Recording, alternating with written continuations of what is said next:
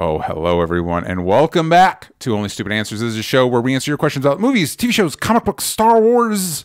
So many gosh dang Star Wars.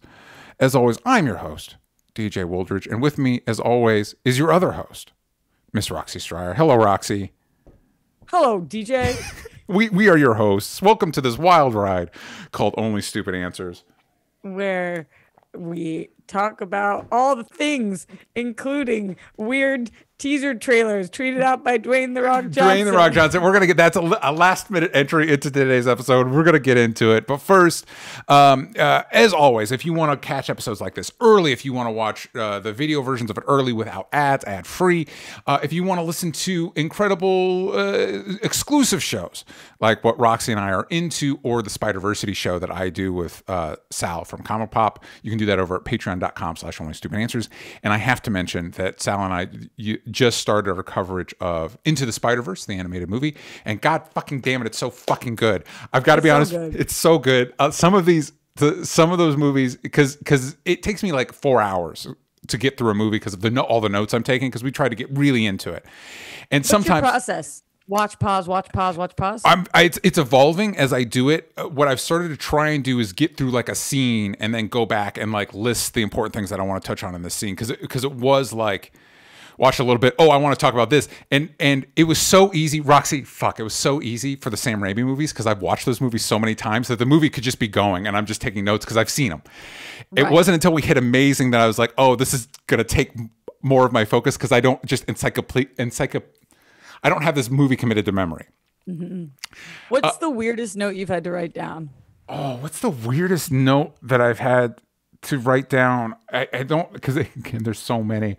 I think it was the one that sticks in my mind the most is stuff with like Amazing Spider-Man, and because you're trying to think about it, I'm like, wait, and you're like, wait, what's happening right now? Like, what, you know what I mean? Like, where how is this getting here? Like, why did Kirk Connors leave his lab and go to the sewer? What's happening right now?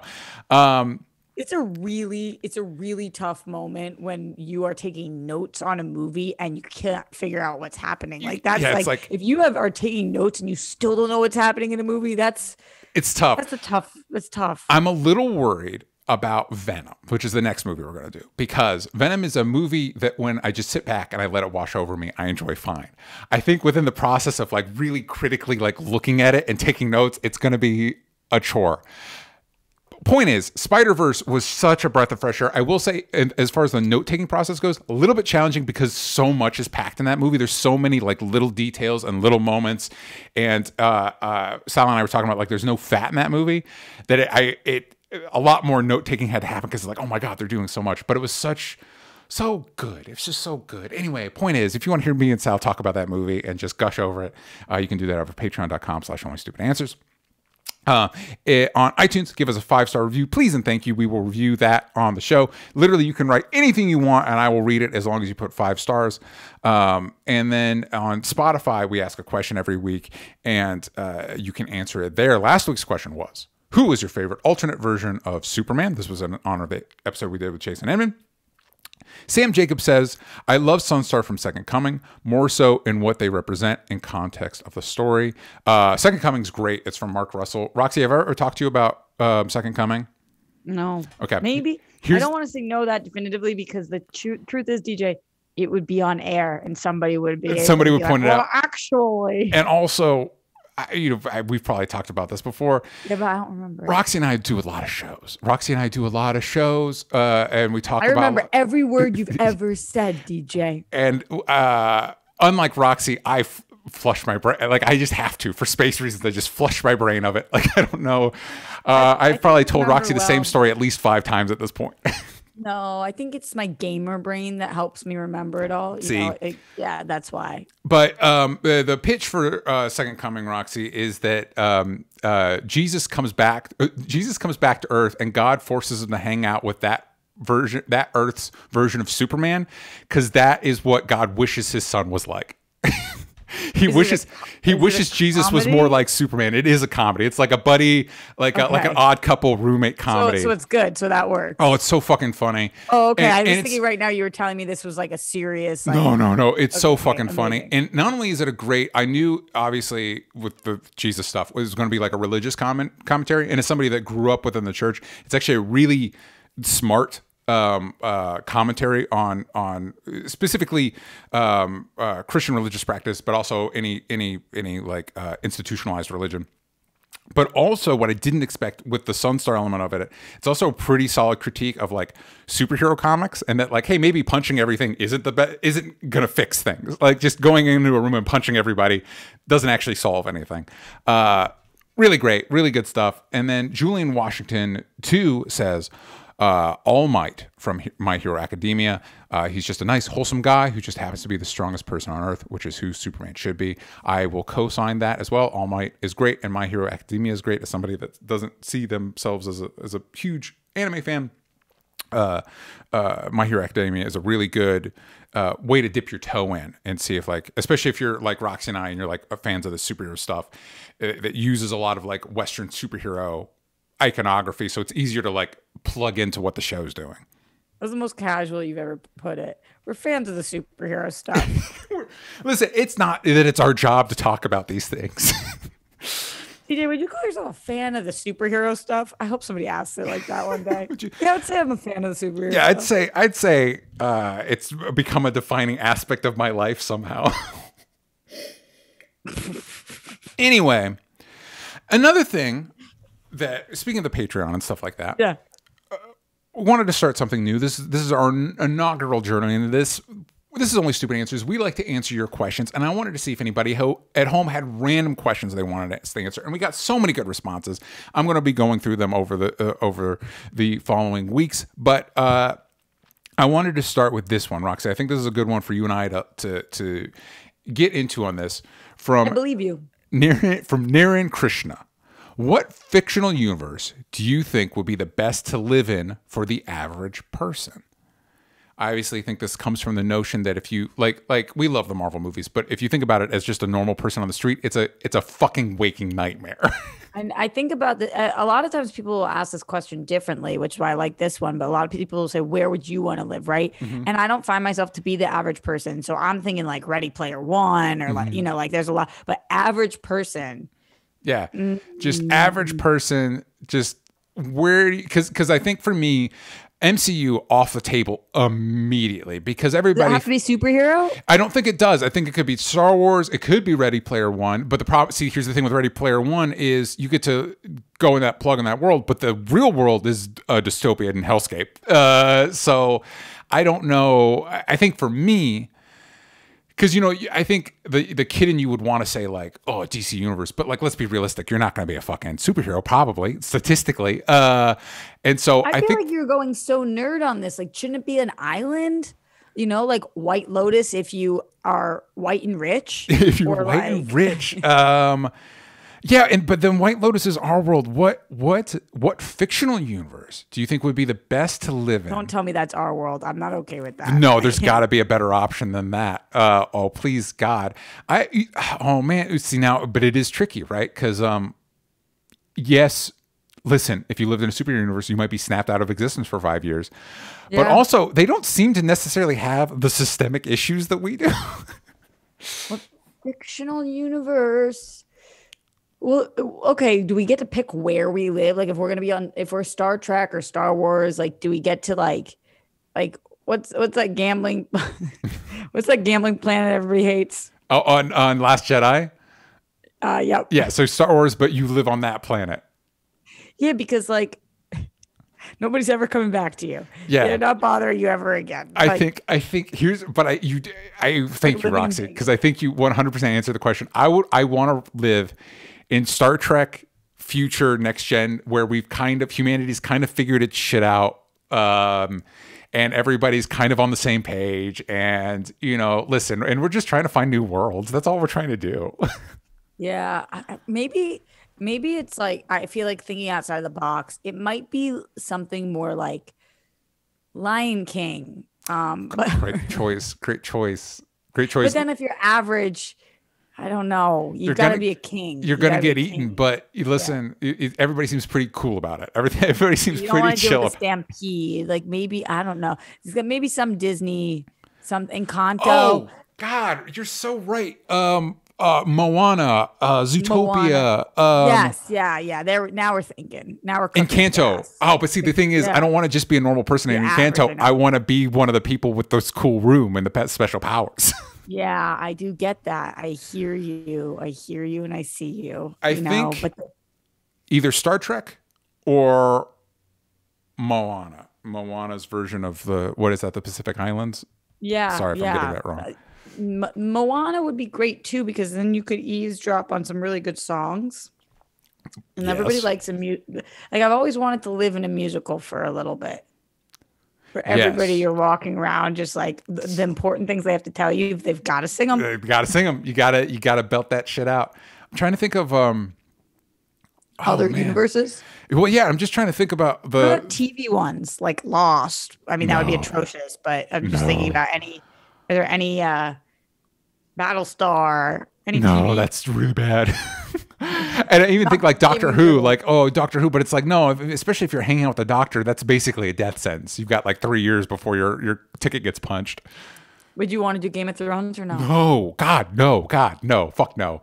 Well, more so than The Walking Dead, there could be some really bad ones. Yeah. I think I'm going to settle on. Technically, Star Trek is a TV one for the most part. I think that's true. That's true.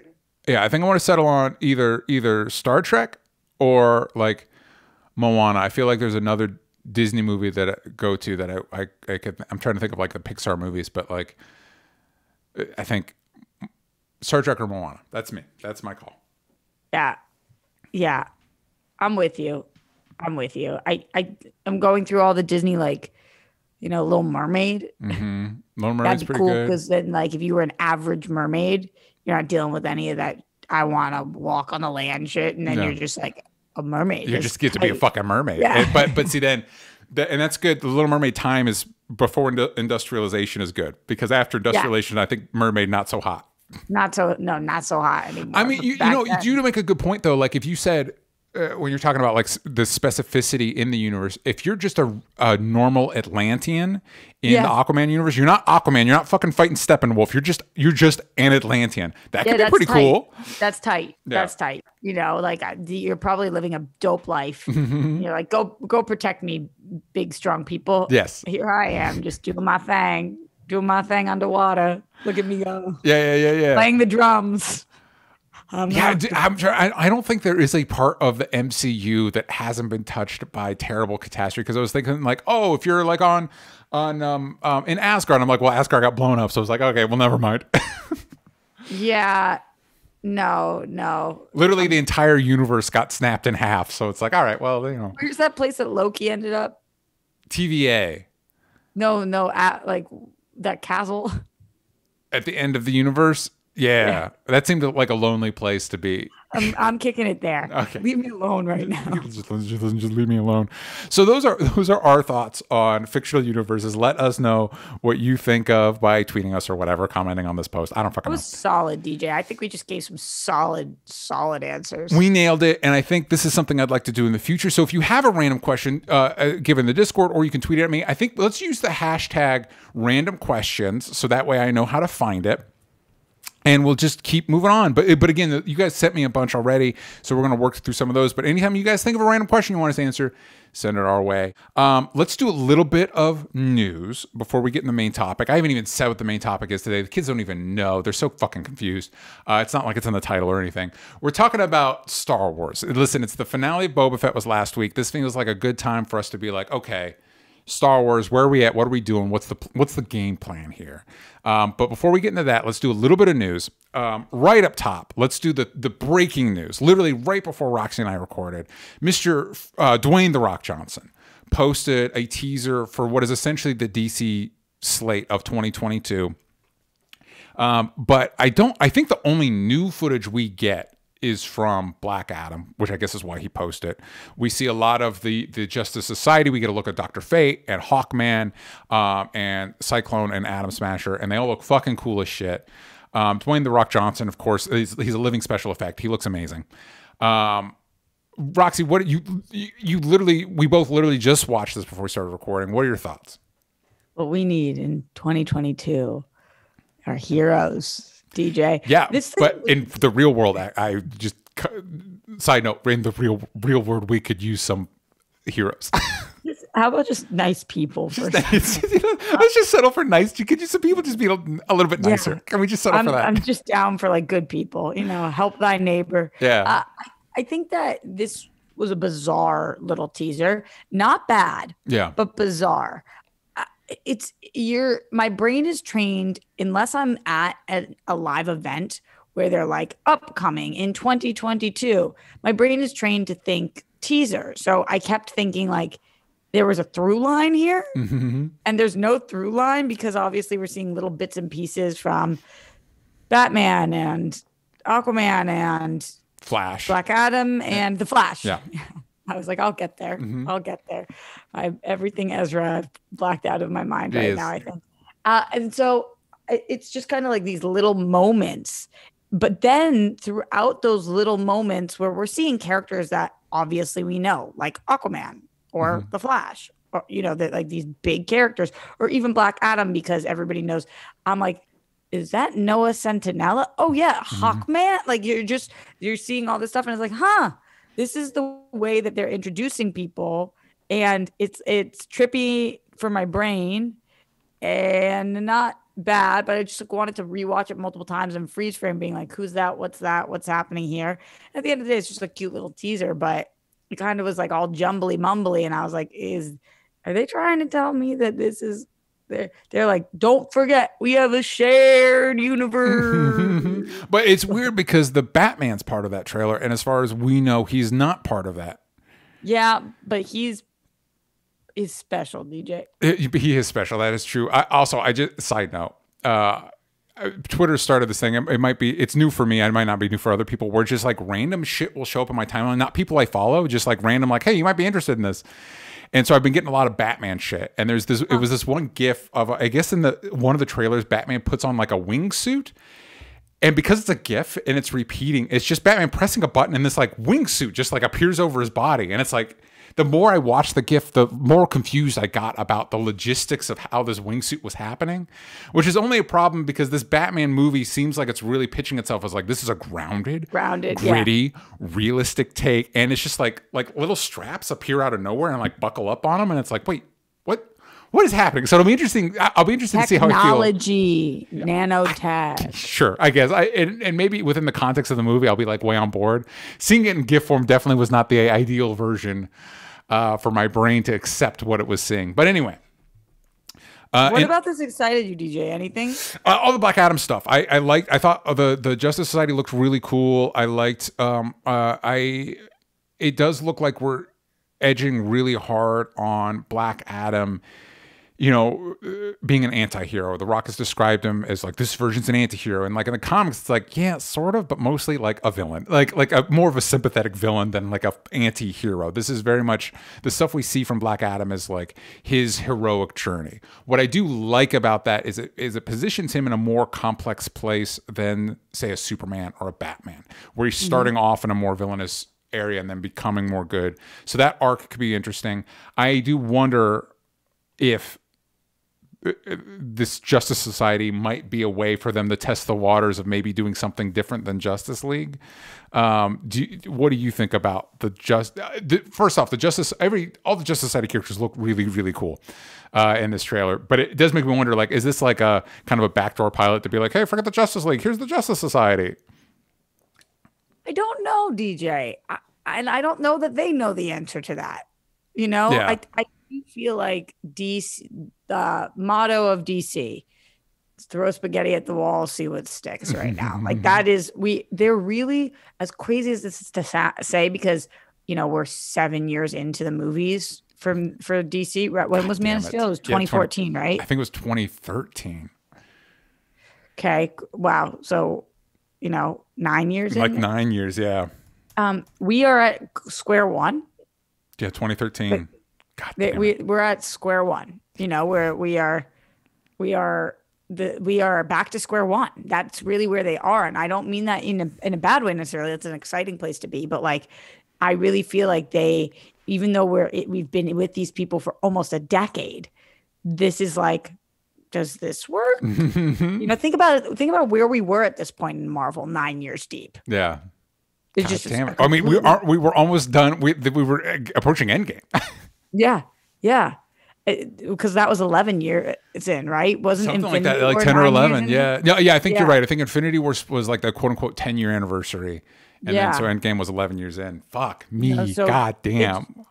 It's just a very different timeline, and I do feel like maybe not square one, maybe square 1/2 because 1 1/2 because yes, we've had a couple Wonder Womans and the first one was successful, and Aquaman. We have some building blocks, but I really feel like they're putting feelers out all the time to be like, do you like these characters together? And just seeing the reaction. And maybe they're not. Maybe they don't give a flying fuck about our reaction. I'm just hoping that they do. But yeah, it is so funny how unsure they seem about all of this stuff. Even it makes me think about like this instinct of like, okay, so they did the Ryan Reynolds Green Lantern and it didn't do well, so it's like, well, I guess we're not doing another Green Lantern for another decade. And it's like, well, calm down on that. Like, I don't know if that's what it's saying with Justice League. Well, Justice League didn't work out, so now we're gonna just burn our bridges. And it's like, I don't know. Just fucking chill out, dude. Just I don't know. Maybe pump out a Flash movie and a couple Aquaman movies and we'll see how it goes. Anyway, we'll see. I'm excited for Black Adam. Again, when I think about the DC shared cinematic universe, I don't like thinking about that. When I think about individual projects, excited. Aquaman 2, stoked for it. Flash, interested. We'll see. Got some concerns. We'll see. Qualifier to that. Yeah, Black Adam, excited. The Batman, excited. You know what I mean? When I think about them connected, I'm like, well, I don't like that. Well, it just draws up a lot of questions. Like, first of all, how? Second of all, why? Yeah. So those would be the two main ones. And then the third one would be who? And we don't know about this, but like when I was so excited with Michael Keaton being in there, and now when I hear his voice, my brain thinks like, wow, this is their Batman moving forward. What a genuinely bizarre decision. And that might not be the case, but all signs are pointing to that being the case. But it's like, what a fucking bonkers ass backward decision. Why? That feels like a throwing spaghetti to see what's like. That feels like you're so right. You're so right. And you're like, God damn it. Just pay Ben Affleck to listen. Have your Robert Pattinson Batman movie and just tell Ben Affleck, listen, you don't even need to get in costume. We're just going to pay you $1 million to show up in the Batcave, give some people some advice, and then so you're that Batman. And for standalone Batman movies, it's our Pats, and we're just moving on. It's kind of unbelievable how much we haven't been able to make that decision. Yeah, it's wild. And also, I also love when people are like, well, the commentary online seems to be like, Justice League made us lose Batfleck. It's like, do you guys not remember the sad Affleck memes from Batman v Superman? That process started almost immediately. Yeah, that was so sad. The thing that more so than Batman, though, more so than Ben Affleck, the one thing that I just cannot understand, I just don't get it. From a business perspective, a financial perspective, which I guess is a business perspective, a creative perspective, like a fan perspective, I don't understand the lack of phone call to Henry Cavill. This is just like, it's insane. Yeah. It's insane because even when Man of Steel came out, when we started doing DC movie news, it was the only movie we had to talk about for 4 years. It was the only thing we could talk about. So we talked about Man of Steel to the death, and I do not like that movie. But it is undeniable that people want a Man of Steel 2, and people want to see Henry Cavill as Superman. Like, it's just, I'm so confused on why. And Henry Cavill for years, the suit's still in my closet. Like, unless he's just saying that to the public and behind doors, he's like, I'm not fucking doing this. I'm baffled. I'm baffled by these decisions where it's just like the one decision that every person you would think agrees on that. Maybe that's why they don't want him back. Maybe because he stole the suit and they're like, you need to return that suit and then we'll let you be Superman again. It was $1 million suit. Yeah, we need it back. Yeah, and especially since, like you just mentioned, that you're not the biggest fan of Man of Steel. It's not my favorite of the DC movies as well. But also, we got 2 bad Thor movies and then a really good one. So, I mean, part of that was because the Chris Hemsworth casting was good. The Henry Cavill casting is good. So let's try again. Let's try again. Just try again. You have a Superman who wants to play Superman, who looks like Superman, he talks like Superman, he walks like Superman. Yeah. People love the character Superman. And you guys are doing things like, should we connect these? Like, what about you make a Man of Steel 2? It's so confusing. Yeah, anyway. It's been 9 years, DJ. Oh, what a wild world we live in. So we're running a little tight on time, but before we go to our ad, and before we start talking about Star Wars, I wanted to talk to you, because Roxy, you're my go-to person on this. I wanted to talk to you about Oscar nominations. We got them this week. Did you get a chance to look at them? I did. It's kind of disturbing how few of these movies I saw this year. Yeah, it's weird. It's weird.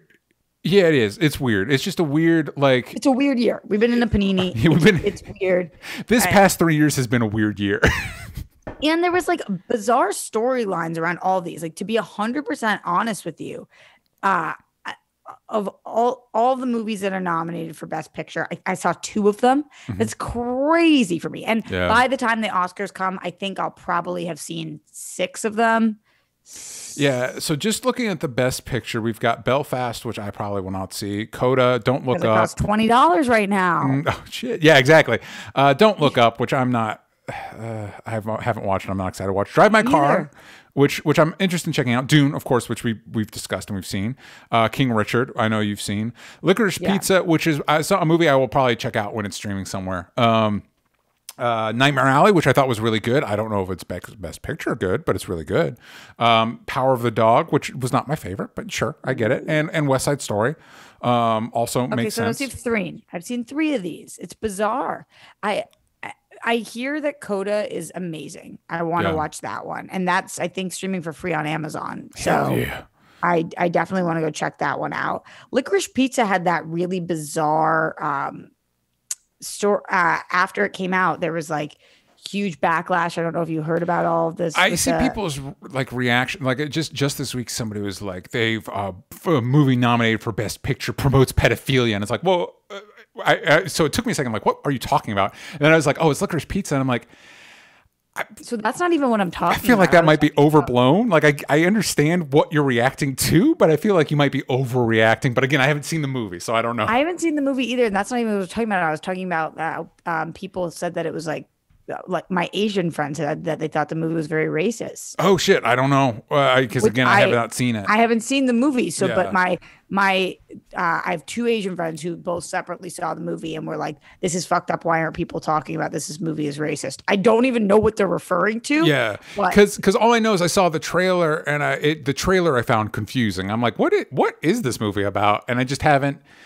I like P.T. Anderson. He has like Punch Drunk Love is one of my favorite movies. I watch it pretty regularly, but like I haven't seen Phantom Thread. You know what I mean? Like I love PTA. I cannot stand Phantom Thread. I die on this hill. Yeah, it is the most pretentious movie I have ever seen. It is so pretentious. Yeah, so it's like it's same with Licorice. So it's the same with Licorice Pizza. Like I've liked some of your Boogie Nights. I like Boogie Nights, but it's like I'm sorry, guy. I'm not gonna like just this weekend. Steven Soderbergh dropped a new movie, Kimmy. Cannot wait to watch it. I didn't have a chance to watch it before the show, but I cannot wait to watch it.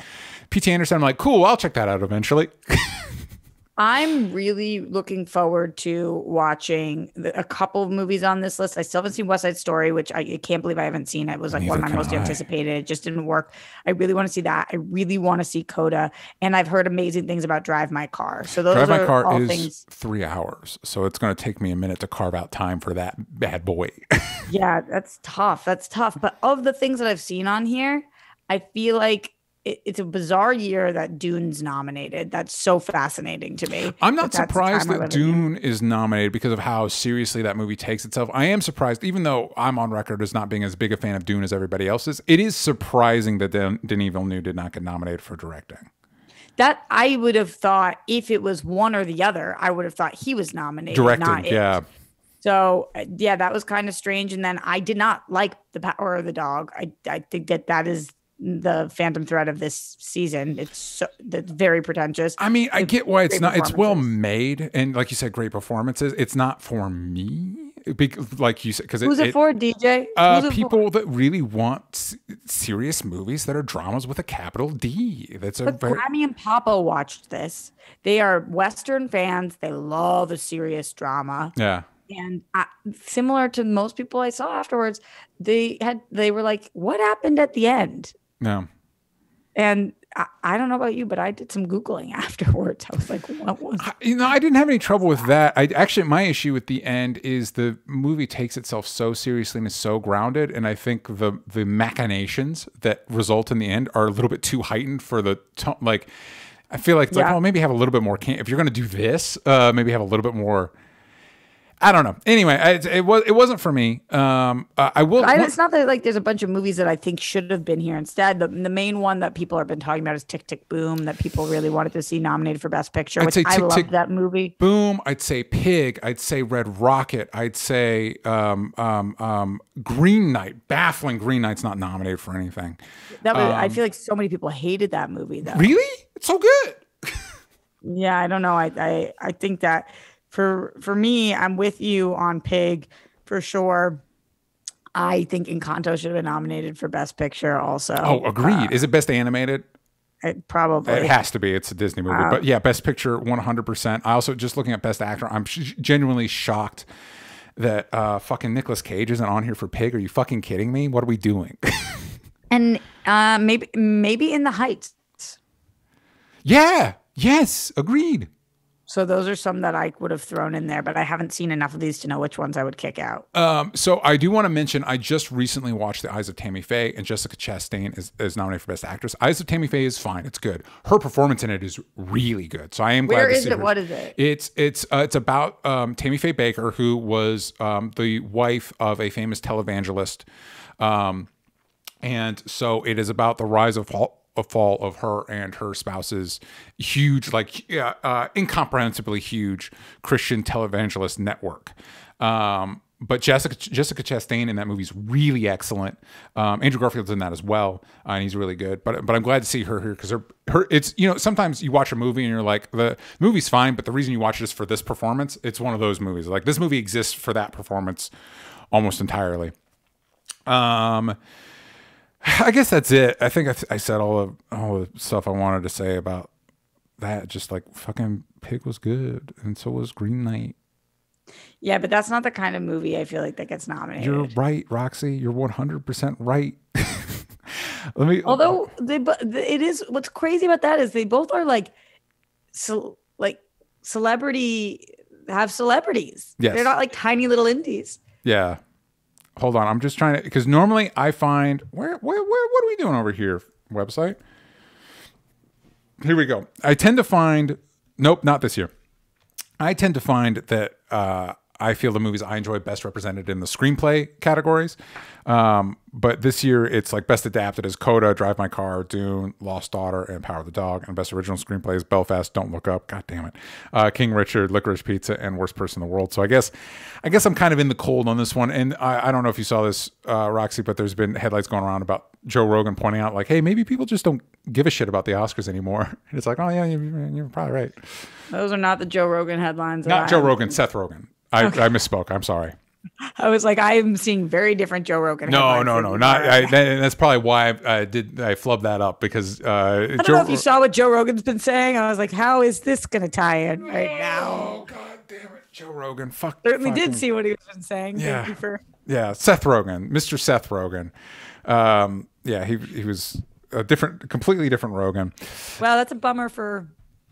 It's a bummer for up. That's a bummer.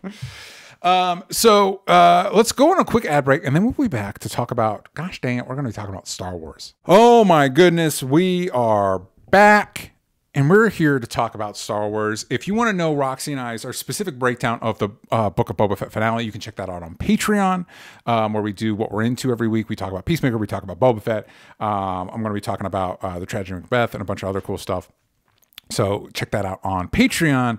But leaving Boba Fett, we've now left the Book of Boba Fett, at least the most recent chapter. Where do you feel like we are with the Star Wars? How do you feel about Star Wars right now, Roxy? I feel one day at a time about it. I'm like, and I know that's not the conversation because it's looking into the future, but every episode I see of every show and every movie, I'm just like, I kind of take it as the blessing it is, which is as a kid who grew up really loving Star Wars. Yeah. But I call myself a casual fan because I don't know some of the planets. I don't know some of the characters. I watched these movies as a child, you know, like this is what I watched with my brother. Yeah. I saw the original Star Wars trilogy every year for years. You know, this was like so fun to watch. We loved it. And so that kid is like, I'm going to take whatever Star Wars I could get. That's the kid who then loved the prequels. Yeah. And then I loved the sequels. There's never been a Star Wars movie that I was like, no, fuck that film. Fuck Solo? Because I know Solo's divisive. I don't love Solo, but I don't feel fuck that film. And remember, I'm the only person on the planet who likes that moment where he explains how he got his name. I was like, yeah. I don't dislike Solo like a lot of people. I don't like that moment. I love that moment. Loved it. You know, so I'm a fan of Star Wars. And so now we're living in a time in which I have Star Wars TV shows. Yeah. I don't know if you know this, DJ, but I'm also a massive TV fan. Die hard. So that's so cool for me. And I'm not a big animated person. So I have live action Star Wars shows to watch. And I've got them for the indefinite future. There's a lot of them coming. So so I'm feeling like I'm very lucky. We're living in a time where we're very lucky to be nerds and to be fans of this. And sometimes what that means is them making choices that might not be the choices I would make. Yeah. And that's okay. And I'm glad there's enough content that the original trilogy hasn't been taken from anybody. For the most part, we still haven't. I still don't think we've re-released the original the George Lucas re-edits. So in a way, the original trilogy kind of has been taken away from people. But I hear you. I just mean the memories have not been taken away. Very true. Like, very true. This is just and so I love Mandalorian, and I really like a lot of Boba Fett. Yeah. So I'm feeling good. I'm feeling like, all right, you throw it out there, I'm a catch it. I feel like it is interesting that I think it says something about the Star Wars fan base that both you and I feel the need to qualify our fandom. I know. Like you say, like I'm a casual fan, and I would say I'm not a fan, which is weird because it's like I've read a lot of the books. I've watched a lot of. You would say you're not a Star Wars fan, DJ. That's a sentence you would say. Well, yeah, because I think every time Star Wars does something that interests me, I'm like, oh, that's interesting. The fan base is like, no, that's not Star Wars. And it's like, well, I guess if that's not Star Wars and that's the stuff I like, then I guess I don't like Star Wars. I don't, you know what I mean? Like, and again, so it's a reaction to the fan base. It's like fan base is like, this is what Star Wars is, and I'm like, but what about what Star Wars could be? You know what I mean? Like, what about the potential there? Like so that's weird. So it's like, I know who Cad Bane is. I watched all the Bad Batch. I've watched a chunk of the animated shows. I've seen all the movies, you know what I mean? And yet I wouldn't be like, I would hesitate to qualify myself as a Star Wars fan because I like the fucking goofy multicolored motorbikes in Boba Fett. I liked most of Boba Fett. I like the parts of Boba Fett everybody else didn't seem to like. So it's just an interesting fan base. It's an interesting, and I kind of feel like maybe that type of fandom is what's keeping Star Wars from being able to grow conceptually. But I'm getting ahead of myself. Let's look ahead at what we're getting from Star Wars. I know, Roxy, you just said one day at a time, but guess what? That's not what we're doing today. Yeah, I know. So on the movie front, this is wild. Roxy, when I was putting this together, this is wild to me. There's literally only one movie on the horizon, and that is Rogue Squadron. And near as I can tell from my research, it is still on the table. Production did get delayed because of everything else Patty Jenkins has going on. And I know in the past recent Star Wars history, delayed eventually means death. But we should still be getting a Rogue Squadron from Patty Jenkins. I don't think it's moved from its 2023 release date as of yet, but we'll see. That's it. That's all. That's the only movie on the horizon. Rogue Squadron. And that's a maybe. That's bizarre. So I don't know. Shows, buckle in. Here are the shows. We've got Obi-Wan Kenobi coming in a couple months. Yeah. And that's from Deborah Chow. She's the quote unquote showrunner. Although I think like the Marvel shows, showrunner is a weird. It's not like in the traditional show sense. They're fundamentally the director of the show, and each show is treated like a 6-hour movie or whatever. You think though, because who do you feel like had more say in this most recent one? That is trickier because as far as I knew, the quote unquote showrunner was Robert Rodriguez, but Jon Favreau wrote every episode. And Dave Filoni's fingerprints all over the thing. That's exactly what I mean. When I asked who had more, I'm talking about Rodriguez or Favreau, and it's like one is. I don't know that anybody has any showrunner who is not Filoni or Favreau is going to have all of the say in a Star Wars project. Yeah, I think I do think you're right that, and we'll get into these in some of these shows. If Filoni and Favreau's name are on it, they're kind of the ones running the thing. So I am interested in Obi-Wan since it is Deborah Chow. She directed a few episodes of Mandalorian. I'm wondering if because Filoni and Favreau are busy with Mandalorian and Boba Fett and Ahsoka, that maybe she can kind of do her own thing. You know what I mean? I am very. I don't think that they get busy with things in that way. I mean, it seems to me like they're like based on hands. Yes, based on the scripts that the writing and Boba Fett, I am inclined to agree with you, Roxy. I don't know that I don't know that it took up a lot of Jon Favreau's time. Mm-hmm. I feel like he went back to his old 13-year-old his fan journal from when he was a 13-year-old, and he's like, just do this. I was going to point out a specific moment. I don't want to spoil it. There is one moment. I had mixed feelings on the finale. There is one moment that I'm like, oh, like my inner child was fully engaged. And I'm like, oh, fuck, this is so fucking cool. I don't give a shit about anything else that happened in this episode. This is so fucking cool. Anyway, we'll again talk about it on I wonder Patreon. what moment you're talking about. I think I know, but I think you do know, Roxy. Okay. But we'll see. We'll get into it. This is another one. I'm very curious about Obi-Wan in this next one. Andor, from Cassian Andor from Rogue One. That's theoretically supposed to be coming out this year too. It's reported already confirmed for season 2, and Tony Gilroy is the one responsible for that show. And for those that may not remember, he was the one that was brought in to kind of quote unquote fix Rogue One. He did the reshoots. It was kind of based on reports, it was kind of a similar situation to Justice League, except without nearly the monumental backlash. Mm-hmm. Mm-hmm.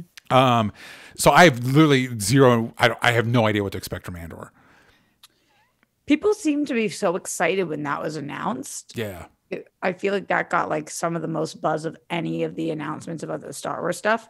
I just don't feel like I know enough at all to know, but I'm not into it. Yeah. Well, and especially that was one of the first ones. And now we've had a Boba Fett show and an Obi-Wan show. And I think maybe it's getting drowned out by like characters with a little bit more of a track record. Because if you're like me, where like you're at the end of the day, I'm going to call it this, DJ. I'm a Skywalker slut. Mm-hmm. Like I'm a whore for the original character. You know, if you tell me that you're doing something with one of my main people, which is Han and Luke and Leia and Darth Vader, and you know, like that, those are my characters. So as much as people are like, do we have to do Skywalker storylines all the time? Like, can we get off Cassian Andor? Whatever. Like they what's the fucking name of the Tatooine? Can we get off Tatooine ever? Like I'm like the opposite of that. Mm-hmm. I'm like CG all of them. I want to just see them all the time. But because of that, to me, the thing by far and away I've been the most excited about is Obi-Wan. I am like just so incredibly stoked for Obi-Wan. It's crazy. Yeah. And as you know, I am a massive Hayden Christensen fan and have been repping that forever too. So it's just like the things I care. Cassian Andor Andor, the series, is not the one that I'm going to like sink my teeth into in terms of like, this is the thing that I'm so excited for. Me, I'm like, Obi-Wan. The trick is though, I'm on the same page with you, but the interesting thing about Andor is that does give it the best chance to surprise. Like, you know what I mean? Like, because it doesn't have that expectation. Like, I'm going into Andor with zero expectations, so I actually might really dig it because I don't know what to expect. It's the exact opposite of what happened to me with Hawkeye and WandaVision, where Wanda's my favorite character. I was I was one of the only people I know who's disappointed by that show. Yeah. Hawkeye I didn't give two shits about. I was really excited. That show was very good. Yeah. Yeah. And so it can surprise you. But you bringing up the Skywalker stuff leads me to a question from the Discord.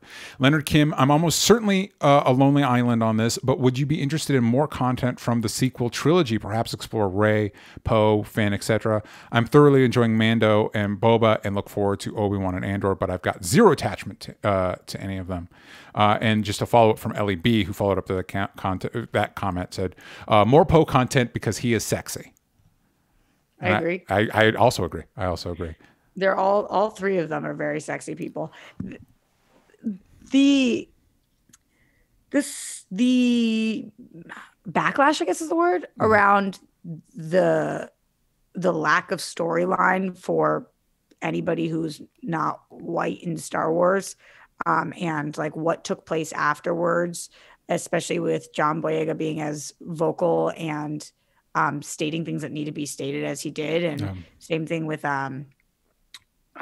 Rose. What is her? The character is Rose Tycho. The actress's name is, gosh dang it, why am I blanking? Why? Wow, both of us. That's so crazy. I'm bringing it up right now. Well, you know what I'm talking about, though, with the extreme hate that she got, which was fucking disgusting. Yep. And then with what happened with John Boyega's character and him being so vocal about it. I don't know a world in which, I don't know how we do that. I don't know how. I would be super excited to see more about these characters. Kelly Marie Tran. Kelly Marie Tran, thank you. I can't believe I couldn't remember that. Yeah, it's just one of those that like our brain short circuited. The second Rose Tycho was in there, it's like, oh, and the other, I know, I was like Rose, and then I was like, that's not her name. That is just everything that happened. It would be, Disney would have to be self-aware enough to like be writing a love letter, an apology letter, while giving them the space to have real characters. And I don't know that's something that they're going to do or would be willing to do. I think that's an incredibly excellent point. To directly respond to Leonard's question, I don't think you are Lonely Island, because I 100% would like to see more of those characters. I didn't love the sequel trilogy, but I think those actors are great. And I think there's a lot of potential in those characters. Like you mentioned, Roxy, specifically like Finn and Rose. But I think you're right, Roxy, in that to make that work, Disney, the giant conglomerate corporation, would need to learn how to function like a human being. Like they would need to be able to respond to it on a human level. And I think this dives into something that Star Wars, I think, is struggling with, is that kind of human aspect. Like I feel like the avatar for that is the kind of like the deep fake Luke, that they're not even bringing Mark Hamill back to do the voice. They're doing some sort of weird AI conglomeration of things he said from previous movies that has this inhuman quality. And it's like, that's kind of like Disney Star Wars is missing kind of that humanity to it. Because I think that's, I wish they would do that. I wish they would go to John Boyega and be like, okay, we love Finn. We want to make this right. What would you like to see with the character? What can we do on your end? And look at filmmakers that might be able to do that. Like do a Finn show. Like invest in. I know we're like really banking on this like post Return of the Jedi, pre Force Awakens era, but don't wait till all those actors are too old to do what you're doing with Luke. You know what I mean? Like fucking invest. Like there's a lot of potential in there. And again, can't stress this enough. We already established Grogu takes a fucking lifetime to age. Grogu could be your preteen. Grogu could be your bridge into from Mandalorian to Finn and Grogu going on a fucking adventure together. I don't give a shit, but like, don't abandon these characters. Don't abandon these actors. But I think it goes back to what we were talking about with DC and their inability to like process like, oh, people didn't like Justice League, so people made a bad tweet about Justice League and we don't know what to fucking do. It's like, fucking stop. Think about it like as a person instead of this big corporation. And who gives a shit what the fucking trolls say? Make your shit. If you make a good Finn movie, people are going to shit on it, but who gives a fuck if you're getting the fucking money? It's not like the fucking Star Wars movies, those sequel trilogies lost them fucking money. Yeah, totally. And that's why it is weird. I also think, and I think I heard him say this, in order for John Boyega to want to do that, so many of the stars would have to align. Like they would have to be humans and they would have to say, what do you think about this, John? Yeah. And they would have to bring in a creative team that didn't just consist of white people and people who wanted to tell the same stories that have been being told. So I just don't see, while I'm with Leonard, I would love to see that. I just can't picture Disney doing a decent job at that. I feel like what they would do is just kind of more of the same, but maybe they're changing, and not changing because they have a soul, but changing because it's good for business. Yeah. You know, like actually making your actors proud of the characters that they're playing and giving them really powerful storylines is good for business. And I think there's a lot of merit in saying like, okay, so we're going to do an Obi-Wan. That's for the OG fans. And we're going to do a Boba Fett, OG fans. And then we're going to do a Finn show. And that's, we might get some backlash, but that's going to allow us to gently push this franchise forward. Maybe introduce new ideas. And like, because it's not just about, people always like, oh, Tatooine and stuff like that. It's not just about like planets or like spaceships.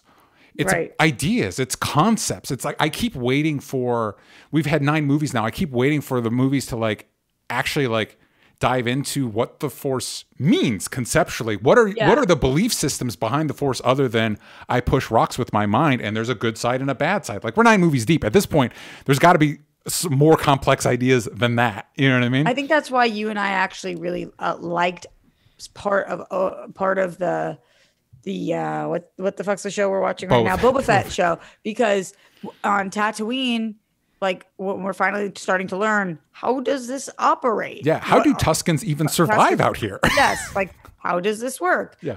I was really interested in that stuff. I like to take, especially for TV, when you have multiple episodes, I like to figure out where I am and how it happens. Yeah. That's cool to me. That works really well for me. You know, it's the same reason why a lot of people thought that Dune should be a TV show instead of a movie, because like, I have questions. Yeah, and there's a lot of. You guys can't spend time on my questions, but I certainly have follow-up questions. So guess what we're saying is, let fucking Finn and Poe go on a space adventure with Luke's Force Ghost, and maybe let them do a little kissy face. I don't know, whatever. It doesn't fucking matter. It's just fanfic. Pitch it. Yeah, because again, I just think it's a mistake to wait. Like, we don't want to have to wait till we deep fake John Boyega into a past adventure. He's here now. And I do think you're right. You'd have to jump through some hoops to get him back on board. But you're Disney, you can. Rightfully so. Exactly. You can afford to. Disney, you can afford to. Anyway, back to what we are getting. We're getting the Ahsoka show from Jon Favreau and Dave Filoni. And I'm going to be honest with you, that's probably interests me the least of, because that I don't, no offense to Rosario Dawson or any of the stuff there, that shit interests me the least. I don't like any of that. It feels like people are really excited for that. I'm surprised that you are that uninterested in it, but I actually don't have dissimilar. I'm interested because I love that actress, but I'm not like as interested as it seems the rest of the internet is. Yeah, it just feels like every time we do any of the, like when we went to the fucking where Luke's training Grogu, it's just a lot of the same Force stuff, like self-serious nonsense. Like, we're not saying anything. Like the again, if we're gonna spend that time, we need to actually like invest in like what does the Force actually mean to people. I don't like going back to Rogue One, we did a little bit of that with the people that my brain's just fucking shorting out. The 2 guys that worshipped at the Force Temple, Donnie Yen, worshipped at the Force Temple, but like aren't Jedi, but they worship the Force. Oh, do that shit. What does that mean? Let's like again, whatever. We need to.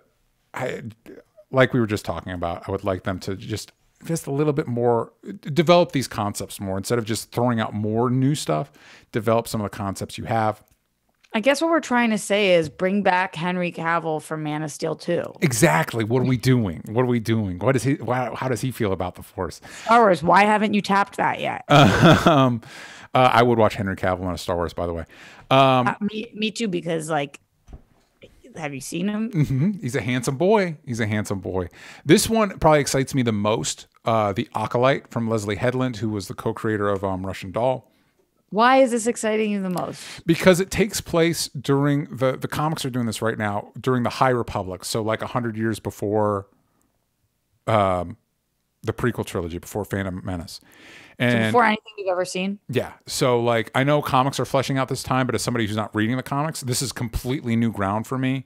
I didn't watch Russian Doll, but I know it had a lot of love to it. I feel like there's a lot of potential here to again do something different. And not necessarily different planets or different toys or whatever, different concepts, different ideas, different relationships. But any tie-ins?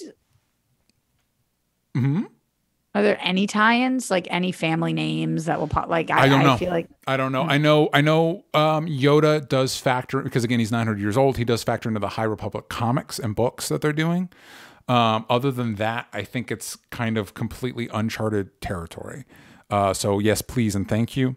We're also getting a Lando show, which again, it is still unconfirmed whether that's Donald Glover's Lando, whether that's Billy D. Williams' Lando. Is that true that we don't know if we do not know? We do not know which Lando is Landoing on the Lando show, and that the Lando show is from Justin Simeon. So is there any way it's both? Like if it's a flashback structure. I mean, I love Billy D. Williams. I will say when we trot out these actors, like it's the same thing with Ghostbusters, man. Like it was so cool to see the old actors in the costume, but it's also, they're so old and creaky. And it's like, we need to move. We're getting to a point, we need to move on. We need to stop putting these septuagenarians in the costumes they wore when they were 30. However, there's nothing that I want to like. I love Donald Glover. Yes. But I don't know that this is what I need him to spend all his time on right now. I need him to. I'm very excited for Atlanta. Which is soon. I think it's the first week of March. Oh, fuck. God damn it. Something like that.